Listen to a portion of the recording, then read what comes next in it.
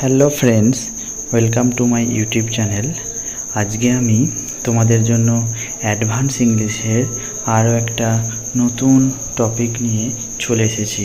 আজকে আমরা আলোচনা করব এতক্ষণে কিছু করা বা কোথাও যাওয়া, ওর জন্য ইউজ করব উড হ্যাভ ডান বা would have gone.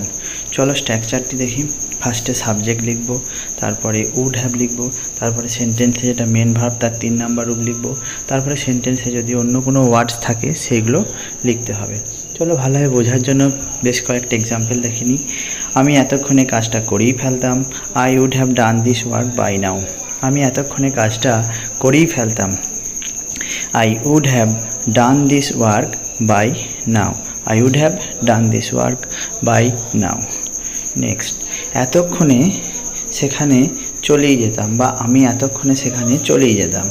I would have gone there by now. আমি এতক্ষণে সেখানে চলে যেতাম। I would have gone there by now. আমি এতক্ষণে পড়াটা করেই ফেলতাম। I would have completed the studies by now. আমি এতক্ষণে পড়াটা করেই ফেলতাম। I would have completed the studies by now. Friends, তোমরা অবশ্যই বাড়িতে এরকম ছোটো ছোটো ফ্রেজগুলো দিয়ে সেন্টেন্স বানানোর চেষ্টা করবে। সবাইকে অসংখ্য ধন্যবাদ ভিডিওটি দেখার জন্য।